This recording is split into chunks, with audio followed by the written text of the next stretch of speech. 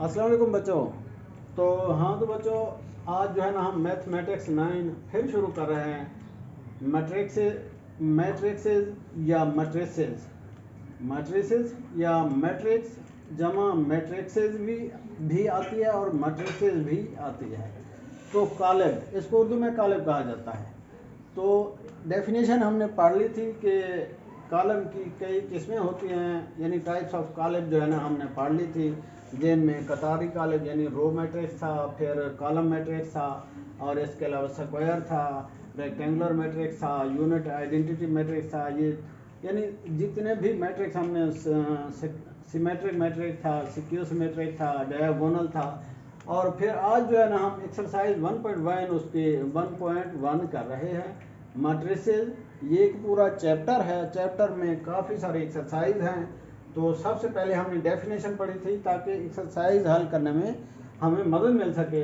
तो आज हम एक्सरसाइज 1.1 यानी उसी मैथमेटिक्स 9 इसके मैट्रिक्स वाले कॉलम की पहली मश्क जो है एक्सरसाइज 1.1 है। और इसमें जो क्वेश्चन नंबर 1 है जी, क्वेश्चन नंबर 1 है जी इसका, ये क्वेश्चन नंबर 1। पहला सवाल क्या है? Find the order of following. ये जो नीचे कॉलम दिए गए हैं इनका हमने क्या ऑर्डर या इसका दर्जा या इसका मर्तबा मालूम करना है। मैंने आपको बताया था अगर m मैट्रिक्स है एक, तो m मल्टीप्लाई बाई n जो है ना इसका ऑर्डर है। यहाँ m से मुराद नंबर ऑफ रोज हैं, कतारों की तादाद, और n से मुराद नंबर ऑफ कॉलम्स हैं। अब हम देखते हैं कि इनमें सबसे पहले आप a को देख लें।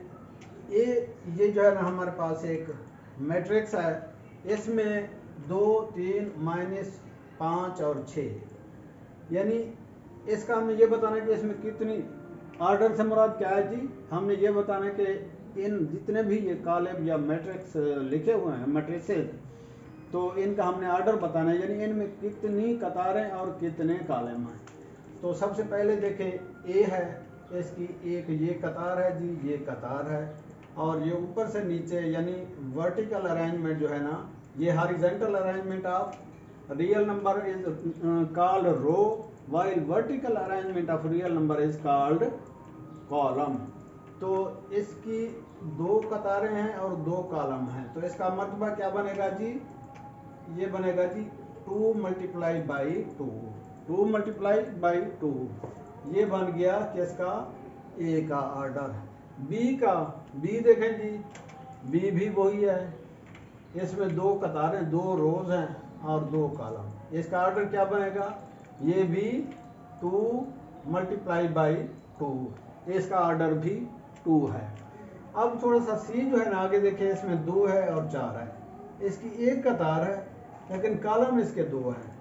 यहाँ क्या है? पहले देखें, पहले कतार फिर कॉलम, तो कतार एक है और multiply by number of column 2 हैं, एक ये है एक ये है, तो 1/2 इसका ऑर्डर हो गया।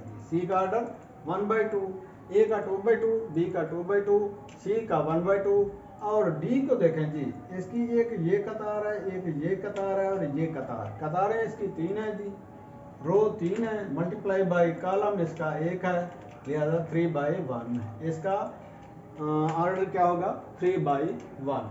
इसी तरह अब ई को देखें, ये इसकी रो है, ये भी रो है और ये भी रो है, यानी इसका मतलब है रोज हमारे पास 3 है, 3 लिख देंगे m की जगह, और फिर मल्टीप्लाई n की जगह कॉलम कितने हैं?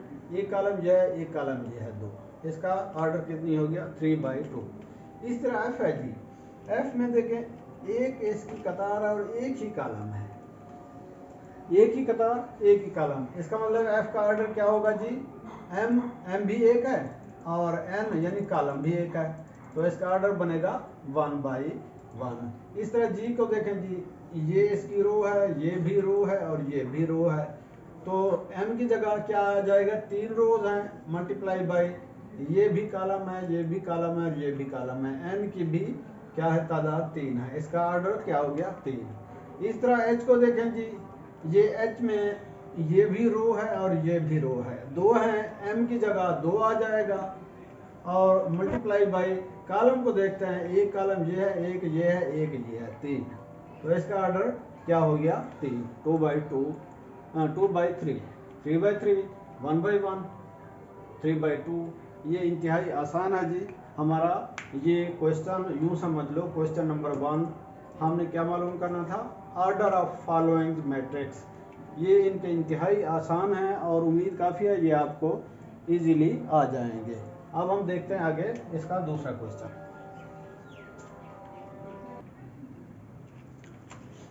हाँ तो बच्चों ये हमारी वही एक्सरसाइज 1.1 का क्वेश्चन नंबर 2 है जी। Which of the following matrices are equal? कौन से जो है ना कालेब आपस में बराबर हैं? तो इक्वल मैट्रिक्स क्या थे जी? इक्वल मैट्रिक्स थे कि two matrices will be equal if their order is equal. Number 1 पे उनकी शर्त क्या थी? Order is equal. नंबर 2 पे their entries are same. Their entries are same.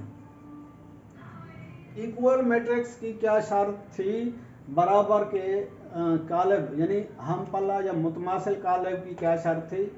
कि उनका ऑर्डर यानी कॉलम और कतारें एक जैसी हों और फिर उनकी जो अंदर यानी इंट्रीज या एलिमेंट या अनासिर हैं जो हकीकी आदाद हैं वो एक जैसे हों। 2 पॉइंट, ऑर्डर एक जैसा हो। अगर 2 कॉलम हैं उनका ऑर्डर एक जैसा है और उनकी इंट्रीज या उनके अंदर जो आदाद हैं वो एक जैसे हैं तो वो एक दूसरे के बराबर होंगे, हम पल्ला या इक्वल मैट्रिक्स होंगे।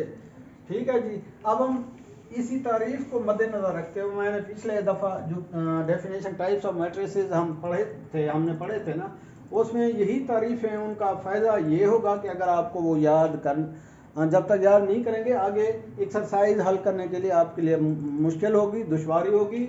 तो सबसे पहले बेहतर यही होगा कि वो आप एक्सरसाइज में जो मैंने लेक्चर्स में आपको उनकी डेफिनेशन बताई हैं, तारीफ़ें बताई हैं, वो याद कर लें। फिर आंखें बंद करके आप सवाल हल करते जाएंगे। अब पहले क्या देखते हैं? हमारे पास ए है जी। इसमें एक ही एलिमेंट है, एक ही एंट्री है, यानी एक ही रो है और एक ही उसका क्या है? कॉलम है। तो इसका ऑर्डर क्या है? 1 बाई 1। ये इसका ऑर्डर है। अब आगे हम देखते हैं कि किसी और का भी ऐसा ही ऑर्डर है 1 बाई 1 का। अब इसमें जो है ना, अब बी को देखें, इसमें एक कतार है जी, ठीक है, और इसके 2 कॉलम हैं। इसका ऑर्डर पहले इन सब के ऑर्डर लिख लें, आपको पता चल जाएगा। अब इसका एक कतार है 1 बाई 2 इसका ऑर्डर है, इसका ऑर्डर 1 बाई 2। अब यहाँ जो है ना ये देखें जी, ये 5 - 2 यानी इसका, अब यूँ समझ लें इसकी एंट्री 1 है। ये यूँ नहीं है कि आप इसको यूँ काउंट करेंगे, एक ही कतार और काले बलहदा बीच में ये माइनस की अलामत बता रही है कि 5 में से 2 माइनस हो रहा है। तो ये जो बनेगा 3 ही बनेगा। तो इसका जो ऑर्डर होगा यानी 3, एक ही कॉलम होगी, एक ही कतार होगा। इसका ऑर्डर क्या बनेगा? 1 बाई 1। ठीक है जी। आगे डी का देखें, इसका ऑर्डर जो बन रहा है जी, इसकी एक कतार है, 2 कॉलम है, इसका ऑर्डर बन रहा है जी 1 बाई 2।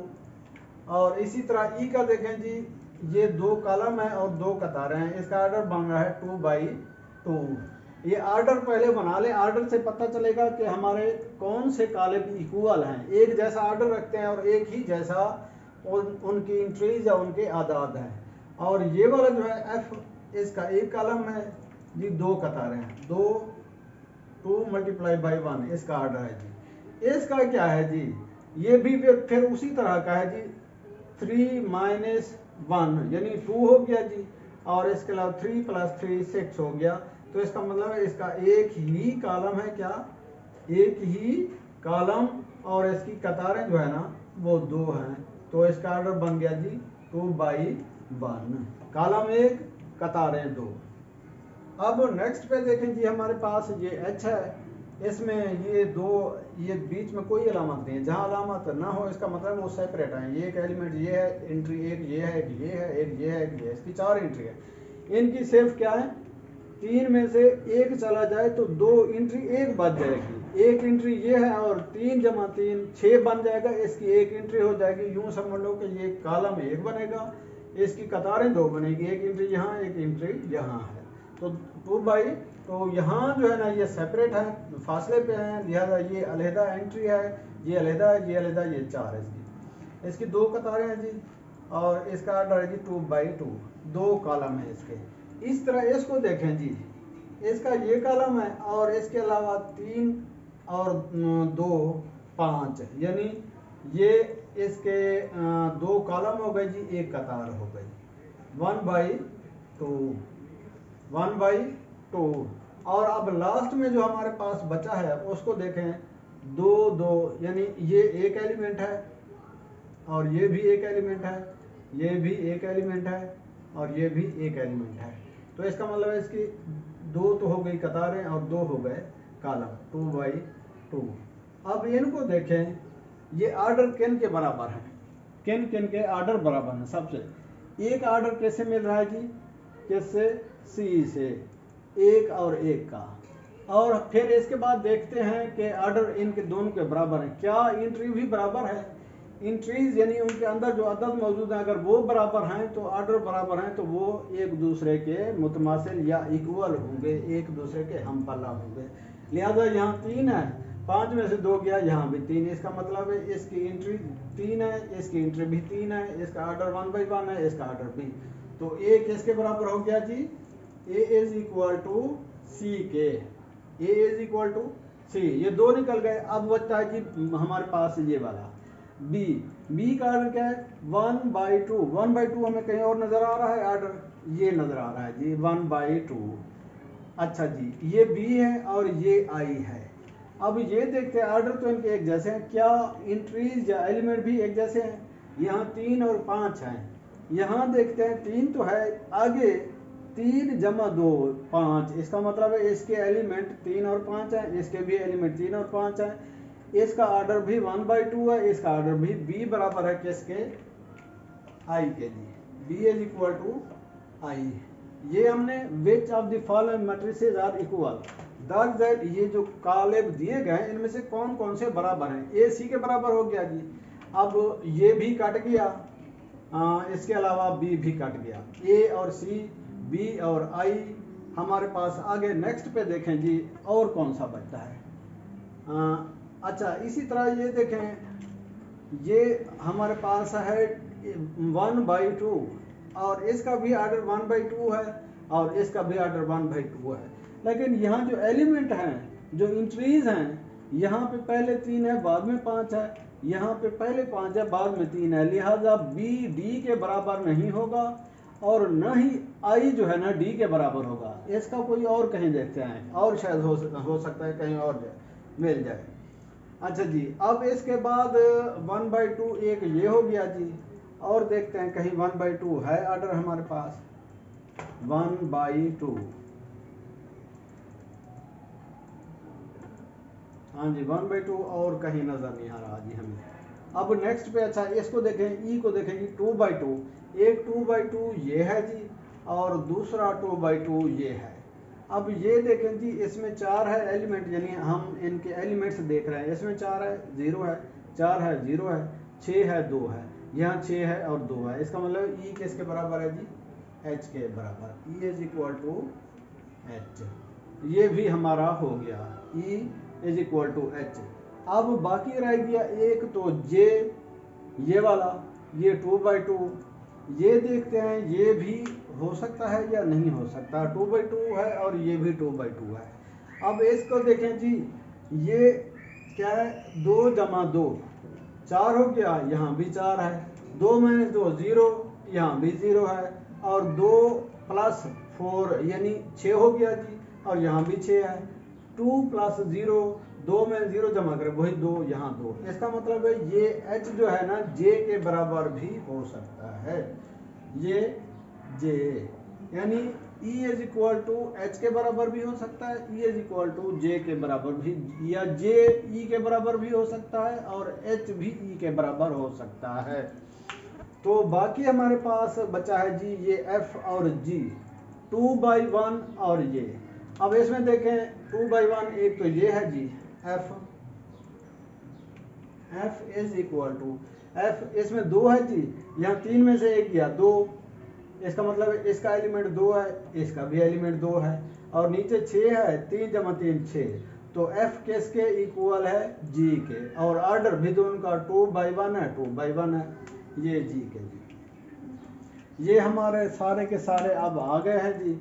अब एक ही बचा है d, इसका कोई इक्वल नहीं है, लिहाजा ये वाले हमारे आंसर हैं। d किसी के बराबर नहीं है, a c के बराबर है, b i के बराबर है, e h के भी बराबर है, j के बराबर है, f g के बराबर है। शर्त वही है, आपने याद रखनी है कि अगर सबसे पहले उनका ऑर्डर बराबर हो और फिर उसके बाद उसके जो एलिमेंट्स या एंट्रीज हैं वो सेम हों, बिल्कुल एक जैसे हों, तब वो बराबर होंगे। तो अब इस एक्सरसाइज का अगला क्वेश्चन देखते हैं।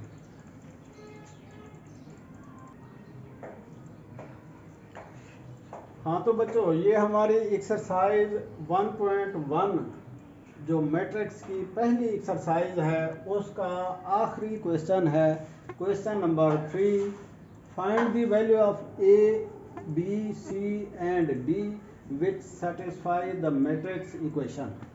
हमने a, b, c और d की कीमत मालूम करनी है, और आपको पता है कि पिछले यानी इससे पहले वाले क्वेश्चन में हमने पढ़ा था इक्वल मैट्रिक्स कौन कौन से होते हैं। इक्वल मैट्रिक्स जैसे a और b इक्वल होंगे अगर उनका क्या, उसकी शर्त क्या होगी, उसकी शर्त ये होगी m n और same elements,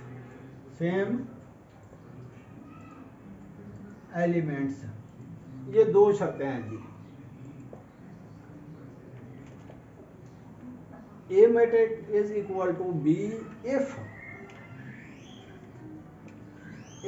m multiplied by n is equal into both matrix and both matrix have same number of elements, यानी उनका ऑर्डर एक जैसा हो और फिर उनके अंदर एलिमेंट्स एक जैसे हों। तो ये अलामत किस चीज़ की है जी, sign of equality, sign of equality. तो अगर एक मैट्रिक्स इस तरफ हो एक इस तरफ हो तो ये एक तरह के एक ही जैसे मैट्रिक्स होंगे, इक्वल मैट्रिक्स होंगे। यहाँ भी यही कुछ है कि ये जो है ना, ये एक मैट्रिक्स है और ये दूसरा मैट्रिक्स है, और ये जो बीच में लिखे हैं ये इनके एलिमेंट्स हैं, ये इनके एलिमेंट्स हैं। ये अब ये दो मैट्रिक्स मिलकर एक इक्वेशन बना रहे हैं, एक मुसावात बना रहे हैं, और हमने इसी मुसावात के अंदर कुछ जो है ना, यूं समझ लो कोएफिशिएंट दिए गए हैं जी, अददी सार दिए गए हैं ए बी और सी और डी। तो इनकी हमने वैल्यू मालूम करनी है, इन कोएफिशिएंट की वैल्यू मालूम करनी है। जब मैट्रिक्स एक दूसरे के बराबर हैं तो इसका मतलब है एलिमेंट्स भी बराबर होने चाहिए। वो हम पीछे पढ़ रहे हैं, इक्वल मैट्रिक्स की शर्त में क्या था, उनका ऑर्डर बराबर हो और फिर इसके अलावा उनके नंबर ऑफ एलिमेंट्स सेम हों। तो ऑर्डर ये देखें जी, एक कॉलम और एक कॉलम, एक कतार एक कतार, यानी इसका ऑर्डर भी 2/2 है और इसका भी एक कॉलम ये है और एक ये है, एक कतार ये है, इसका भी 2/2 है। इसका मतलब है ये इक्वेशन है एक तरह की, यानी ये दोनों मैट्रिक्स एक जैसे हैं, लेकिन चूंकि इसके अंदर कोएफिशिएंट दिए हुए हैं इसीलिए हमने कोएफिशिएंट की वैल्यू मालूम करनी है, और साथ ही कुछ अदद भी इनके साथ उन्होंने अटैच कर दिया है, ये वाली। इनकी वैल्यू मालूम करना इंतहाई आसान है अगर आपको समझ आए तो। अब सबसे पहले ये साइन ऑफ इक्वालिटी इंडिकेट कर रही है क्या, एलिमेंट्स सेम है। एलिमेंट्स क्या है, सेम है। इसका मतलब है ये जो एलिमेंट्स हैं ये एक एलिमेंट्स है, ये क्या है, यूँ समझ लो एक एलिमेंट्स है, और इसका ये एलिमेंट्स है, ये और ये बराबर होने चाहिए ना। अगर ये साइन ऑफ इक्वालिटी है तो ये वाले बराबर होने चाहिए इसके। ये पहली शर्त हमारी ये है कि a plus B is equal to 0, a plus B is equal to 0, यानी ये पहले वाले दोनों आपस में ये बराबर हैं। और दूसरा एलिमेंट इसका a जमा 2b, ये -7 के है। ये दूसरी इक्वेशन हमारी ये बनती है जी, a plus 2b is equal to -7 जी। ठीक है जी। और इसके अलावा अब देखें जी, इसका मतलब है कि ये वाले और ये वाले बराबर हैं। अब नीचे फिर ये वाला और ये वाला बराबर होगा, क्योंकि ज़ाहिर है ये भी सेम है, ये भी सेम है, साइन ऑफ इक्वलिटी की वजह से। तो तीसरी इक्वेशन जो हमारी बनेगी इन दो मैट्रिक्स की, वो क्या होगी, C -1 इज इक्वल टू 3। और चौथी जो बनेगी वो ये वाली 2D और ये 4D, ये चौथी इक्वेशन आपकी बन गई जी। कौन सी, 4D -6, ये बराबर है किसके जी, 2D के, 2D के। ये चार इक्वेशन हैं, इनकी वजह से हमारा मसला आसान हो जाएगा। सबसे पहले हमें A, B, C, D में से किसी एक की कीमत का पता होना चाहिए, किसी एक की वैल्यू का पता होना चाहिए। उसमें से आप इन चारों इक्वेशन को देखें तो थर्ड नंबर पे जो इक्वेशन है ये हमें इंतहाई आसान नज़र आ रही है। इक्वेशन या मुसावात का असूल होता है कि जो तब्दीली हम उसके लेफ्ट साइड पे करते हैं वही राइट साइड पे करते हैं। क्योंकि हमने वैल्यू मालूम करनी है ABCD की, इसका मतलब है उनके साथ जो अदद हैं वो हमें ख़त्म करने हैं। अब इसी इक्वेशन नंबर 3 को देखें जी, C -1 is equal to 3, C -1 is equal to 3। यहाँ C की कीमत मालूम करना हमारे लिए आसान है। इसका मतलब है इस -1 को ख़त्म करें, -1 को ख़त्म करने के लिए हमें +1 लाना पड़ेगा। लिहाजा इस तरफ भी हम क्या करते हैं जी, +1 ऐड कर देते हैं और इस तरफ भी +1 ऐड कर देते हैं। तो इसका मतलब -1, ये आगे अलजबरे में पढ़ेंगे कि अपोजिट सिंबल जो होते हैं माइनस प्लस एक दूसरे को कैंसिल कर देते हैं, सिमिलर ऐड हो जाते हैं। तो ये -1 है और ये +1 है, ये दोनों एक दूसरे से कैंसिल हो गए। C is equal to 3 + 1 4। तो पहला जवाब हमारे पास C का निकल आया है जी, C का जवाब हमारे पास निकल आया है, वो क्या है जी, 4। C का जवाब 4 है जी। अब हम देखते हैं कि ये जो है ना C कहीं और भी इस्तेमाल हुआ है या नहीं इस्तेमाल हुआ।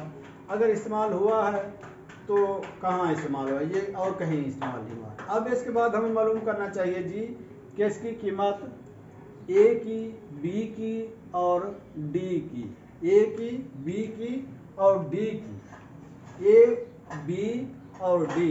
अब देखते हैं कि क्या हमारे पास कहीं C की कीमत हम पुट करके इसको कीमत मालूम कर सकते हैं। अगर इक्वेशन नंबर 4 को देखें जी, यहाँ पे हमारे पास क्या है जी, ये है जी 4D - 6 is equal to 2D। ये इसको हम हल करते हैं। एक तो हमारा एक मसला हल, एक ये आंसर हो गया जी पहला C का, C हमारी हल हो गई। 4D - 6 और आ गया जी हमारी 2D।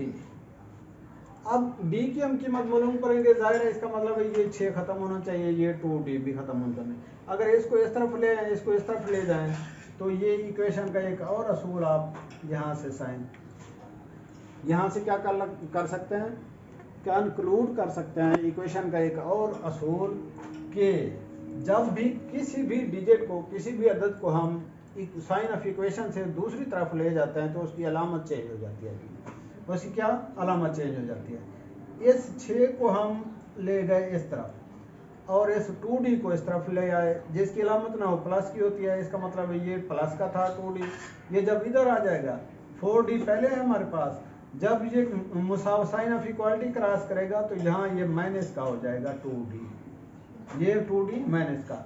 और ये जो माइनस का 6 है ये इस तरफ चला जाएगा, यहाँ 2D चला गया 0, तो माइनस का 6 जब इसकी तरफ जाएगा ये प्लस का हो जाएगा। अब ये 4D - 2D is equal to 6, 2D में से 4D में से 2D हम माइनस कर ले तो क्या बचेगा जी, 2D इज इक्वल टू 6। इस 4D में से 2D हमने निकाल लिया, ये 2D बचा। अब चूंकि हमने डी की कीमत मालूम करनी है, इसका मतलब 2 को हमें ख़त्म करना होगा। ये 2 मल्टीप्लाई हमेशा ख़त्म होती है कैसे? डिवीजन से। तो इससे इस तरह भी 2 डिवाइड कर दें, यहाँ पे भी 2 डिवाइड कर दें। ये 2 1 2 3 2 में 6। तो डी की कीमत क्या आ गई जी? 3। ये हमारा आंसर नंबर, एक और आंसर आ गया डी का आंसर डी। सी बराबर है जी 4 के, डी बराबर है 3 के। अब देखते हैं कि कहीं इधर कोई ऐसी वैल्यू हम पुट कर सकते हैं जो इनमें से किसी एक को हल कर सके, इनमें से किसी एक को हल कर सके। अब यहाँ पे हमारे पास a प्लस ये इक्वेशन सारी हमने यहाँ पे जो इक्वेशन लिखे ना, ए बी नहीं है, यहाँ पे ए सी है, ए सी, यहाँ पे ए सी है। अच्छा जी, ए सी 0 के बराबर हो गया। अब हमारे पास इस ये 2 इक्वेशन जो है ना, ये वाली, एक इसका भी आंसर आ गया जी और इसका भी आंसर आ गया। इसका आंसर क्या है जी? इसका है हमारे पास डी का है जी कितनी? 3। डी बराबर है, यहाँ पे यूँ समझ लें, इधर ही साथ ही लिखते जाएं। सी का हमारे पास कितनी है जी? सी का 4 है और डी का कितनी है जी? डी का है 3। ये दूसरा आंसर है। अब हमारे पास सी और डी का आ गया, ए और बी का मालूम करना है। तो इन्हीं में से डी जहाँ है डी की वैल्यू पुट कर दें।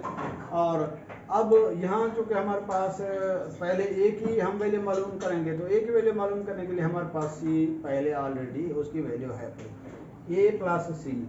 इसको यूं भी आप लिख सकते हैं, A plus C is equal to 0। A plus C is equal to 0। तो सी की कीमत हमारे पास ऑलरेडी निकल आई है, वो है जी 4। इसकी जगह 4 रख लें, ए प्लस 4 इज इक्वल टू 0। या वही मैंने आपको बताया तरीका कि ये इस तरफ जब जाएगी तो ए इज इक्वल टू, अब या तो इस तरफ भी माइनस का 4 करें, यहाँ भी इसको यूं भी कर सकते हैं कि ये साइन ऑफ इक्वालिटी क्रॉस कर रही है, यहाँ माइनस का 4 हो जाएगा। अगर ये ना करें तो इस तरह भी आप कर सकते हैं, ए प्लस 4 माइनस 4, यहाँ पे 0 माइनस 4, ये प्लस माइनस आपस में cancel, A is equal to -4, 0 में से -4 वही। ए की कीमत भी अब हमारे पास आ गई जी, वो क्या है? -4 है जी। अब हमने किसकी कीमत मालूम करनी है? बी की। अब बी की कीमत जब मालूम करेंगे, हमारे पास ए की कीमत आ गई है जी, और वो हमारी ये वाली इक्वेशन है। इसको देखें, और ये जो है जी A2B is equal to 7, A2B is equal to -7। तो हमारे पास ए की कीमत यहाँ क्या है जी? -4।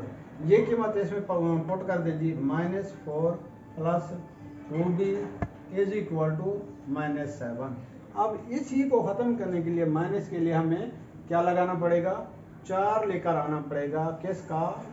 प्लस का। तो -4 प्लस 4 प्लस 2B, यहाँ -7 था। मैंने आपको पहले बताया है कि ये एक असूल बना लें कि इक्वेशन एक, तो अगर साइन ऑफ इक्वालिटी कोई भी कोएफिशिएंट या अदद पार करेगा तो अलामत चेंज हो जाएगी, या फिर अगर तब्दीली करनी है तो आपने साइन ऑफ इक्वालिटी के दोनों तरफ एक ही तरह की तब्दीली करनी है, ताकि इक्वेशन में यानी उसमें डिफरेंस ना आए, फ़र्क ना पड़े।